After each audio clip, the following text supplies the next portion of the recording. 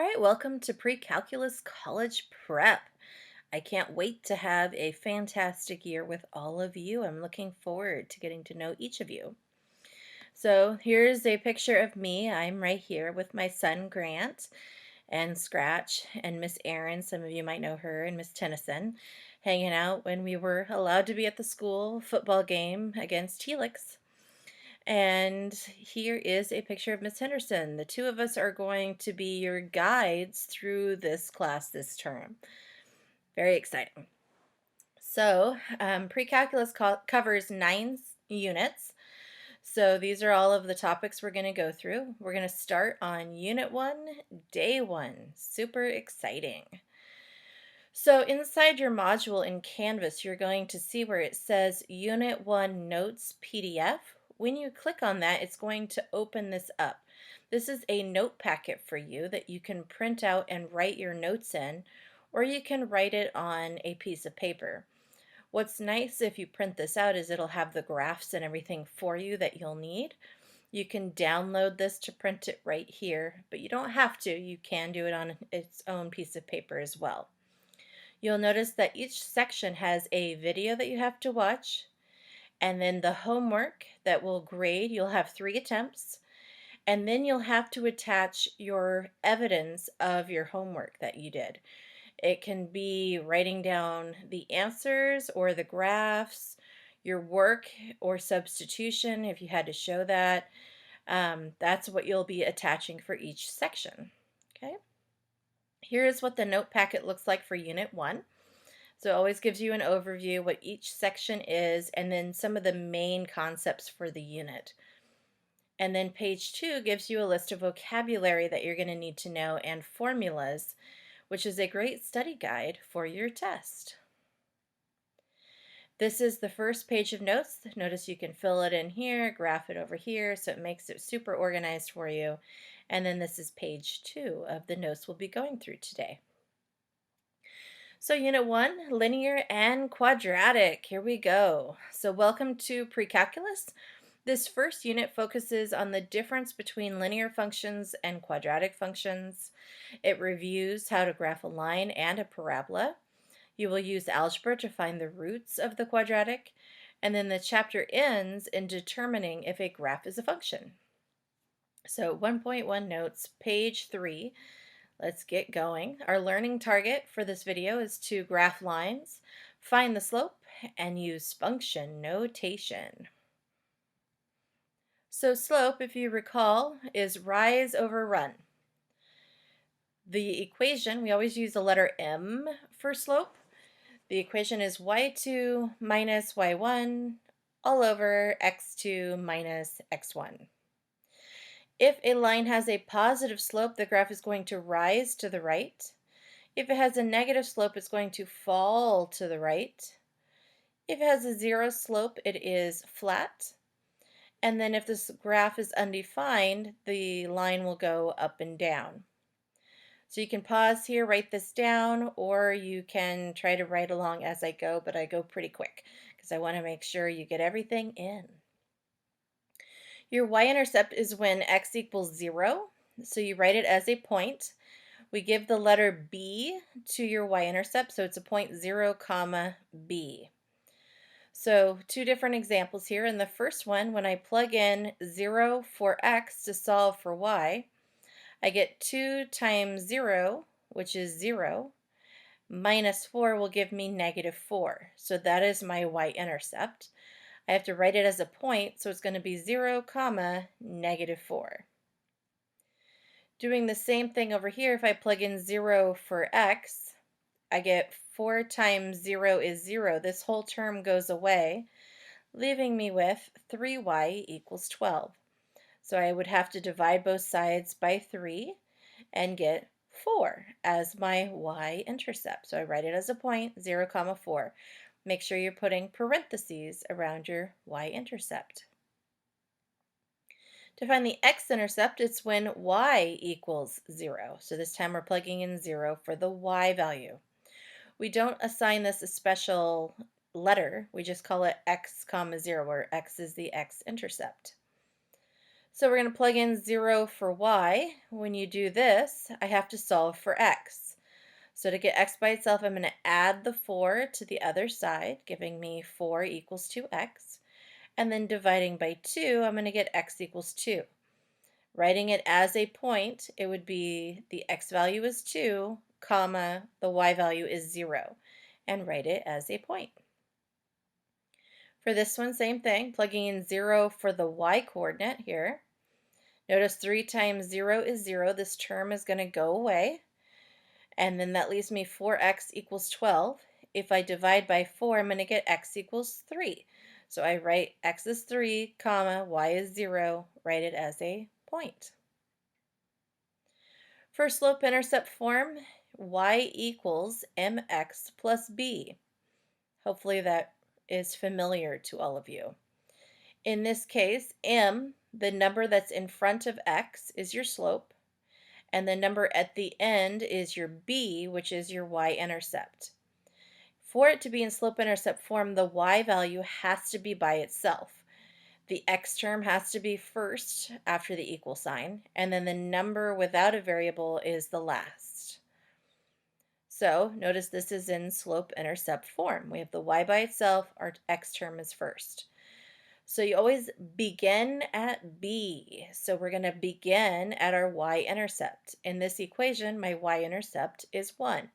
So this is your y-axis. Put a dot on 1 for your y-intercept. The number in front of x is the slope. This is how you move. So the number in front of x, how you move, is 1/2. Remember, slope is rise over run. So I'm going to rise 1 and run to the right 2. So from this dot, rise 1, run 2. Rise 1, run 2. Rise 1, run 2. You can also go backwards to complete the whole pattern across the graph here. I can go down 1, left 2. Down 1, left 2. Down 1, left 2. Notice how that follows the pattern of the line. So then you can draw on the line. Notice it's a positive slope, so it's rising to the right. If it's in standard form, the y value is not by itself. You have the x term first, so it's ax, plus you have your b term here, by, and then that equals c, a constant. There's two ways that you can graph using standard form. You can either plug in zeros for x and y, but sometimes this doesn't work. The other way is just to solve for y. So I'm going to show you both. In this example here, it's in standard form, our x term, then our y term, and then equals a number. So I'm going to start by the plug in 0 method. So I'm going to plug in 0 for x. If I do that, I get 3 times 0, which is 0. That means this term goes away. So I'm left with 2y equals 6. To solve for y, divide by 2. I'm going to get y equals 3. So on the y-axis, put a dot at 3. Now I'm going to plug in 0 not for x. I'm going to plug in 0 for y. If I do this, I get 2 times 0, which is 0. This goes away, leaving me with 3x equals 6. Divide by 3, I'm going to get x equals 2. Since this is x, it's going to go on the x-axis, where x equals 2. And then you can draw on the line. Okay, that's the first way you can graph this, but notice it only works if these are nice whole numbers, 3 and 2. If it was something like 1 1/3, it would be really hard to make your line accurate. So when you solve for y, it becomes a lot easier to always use this method. So let's give this a try. We want to get this in slope-intercept form, getting y by itself. So to do that, you have to get rid of the x term. We want to move it to the other side. So since this is a positive 3x, we're going to subtract the 3x to the other side. So now on the left side of my equal sign, I have 2y equals, you always put the x term first, so it's a negative 3x, and then this is a positive 6. Notice y is still not by itself, so you have to divide all of the terms by 2. So here the 2's divide out, leaving me with y equals 2 does not go into negative 3, so I'm going to leave that as negative 3 over 2x. Plus 6 divided by 2 is 3. This is now in slope-intercept form. You have y by itself, your x term is first, the number on the end. So you always begin at b, your y-intercept. So on the y-axis, my y-intercept is 3. And then my slope is, I'm going to rise negative 3. That means I'm going to fall 3 and run to the right 2. So from this dot, I'm going to go down 3, right 2. Down 3, right 2. Down 3, right 2. You can also go backwards and go up 3, left 2. Notice that fits the pattern of the line, and then you can draw in the line. It's always a good idea to do as many dots as you can to make your line a little bit straighter. So notice both of these created the exact same graph, so both ways work, so use which one you feel is appropriate. All right, we have special graphs. This is when you just have x equals a number. Notice it doesn't have a y value. What this is giving you is the x-intercept, so it's telling you that the x-intercept is negative 4. So on your graph, put a dot on the x-axis at negative 4. Because there isn't a y value, that means the slope is undefined, creating a vertical line. The other type of special graph is when you have y equals a number with no x value whatsoever. When you see this, it's telling you that your y-intercept is 2. So on the y-axis, put a dot at 2. Because x is 0, that means your slope is 0, which means it's a flat line, horizontal line. So if you only have one variable, if it's x, it's vertical, and if it's y, it's horizontal. All right, let's dive into some examples here. I'm given 2 points, so I can either graph these points, count the rise over the run, but since I'm not given a graph, I'm going to use the formula for slope. So we have to label these. Remember, coordinates are listed as x, comma, y. I'm going to label this as x1, y1. That just means this is my first x and y. Over here, I'm going to label it x2, y2. This is just saying this is my second point. Plugging these numbers in, I have my y2 value, which is negative 8, minus my y1 value, which is 4, over my x2 value is 4, minus my x1 value is 1. So then we're going to simplify the top and the bottom. So I have negative 8 minus 4. You may change it to plus a negative 4. It's up to you. So negative 8 minus 4 makes a negative 12. And then on the bottom, 4 minus 1 is 3. You always want to simplify this when you can. So there's never a should I. It's if you can, you should. So negative 12 divided by 3 is negative 4.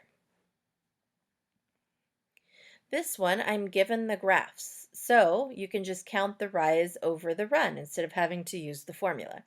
Pick any 2 points that are clear on the line. So notice, don't pick like right here. Pick a point that's nice and clear. I'm going to actually use the intercept since it's pretty clear here. So starting on this intercept, notice I'm rising 1 and running 2.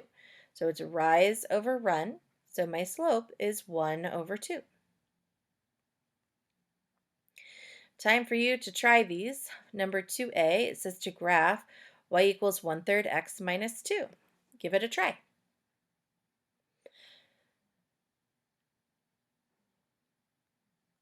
Okay, so you should have gotten a y-intercept of negative 2. Your slope is up 1 over 3, up 1 over 3.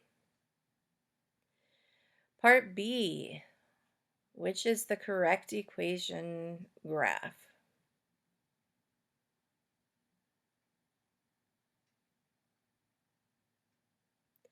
Okay, so for this one, if you did the zeros method, you would have, if this is 0, you'd get y equals 2. So there's that dot. If you plug in 0 for y, I'm going to divide by 2 and get x equals 3.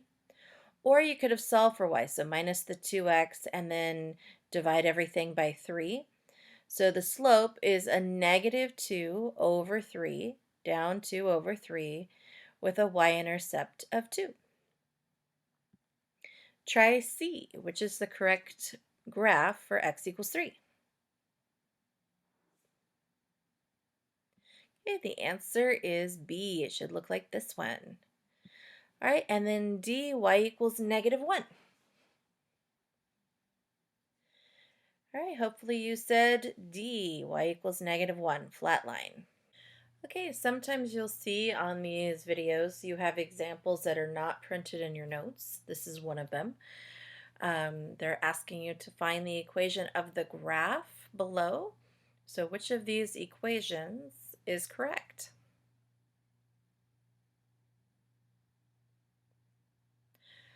Okay, so hopefully you notice that on your y-axis, your y-intercept is 3, and then the slope goes up 2 over 1, so the correct answer is B. All right, next one. What is the equation of this line?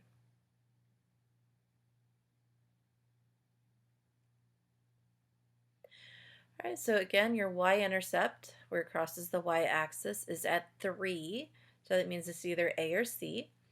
And then from 3, you're going to count the slope. So I'm going down 3, right 4. So that makes it a -3 over 4 for the slope.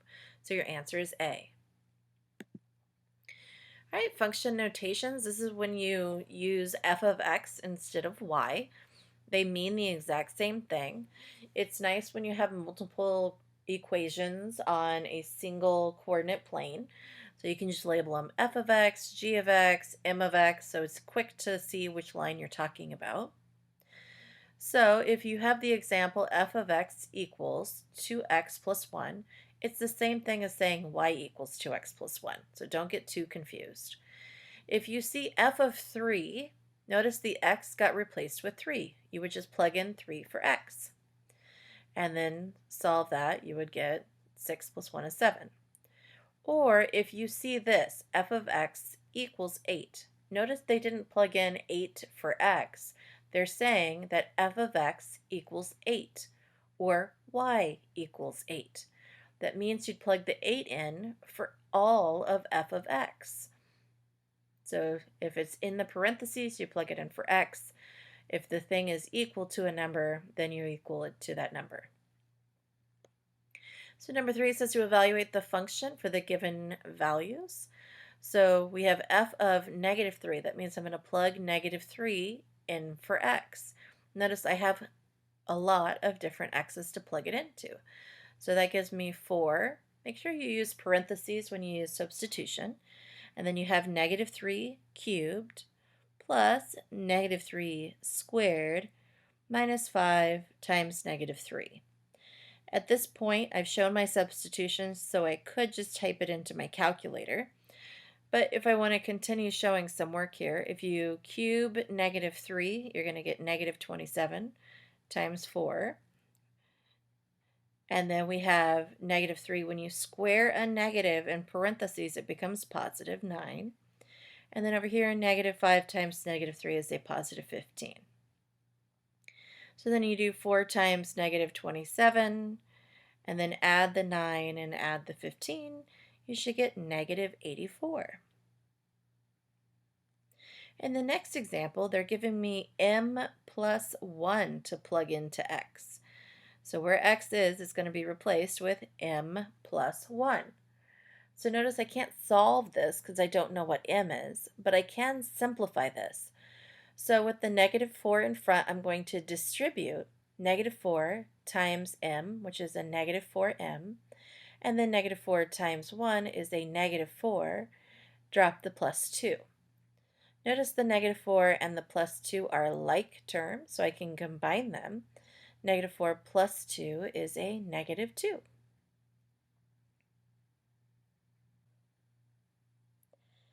All right, so this is the last example in your notes. I'm going to go ahead and skip it because it's not something you're going to need to know for this term.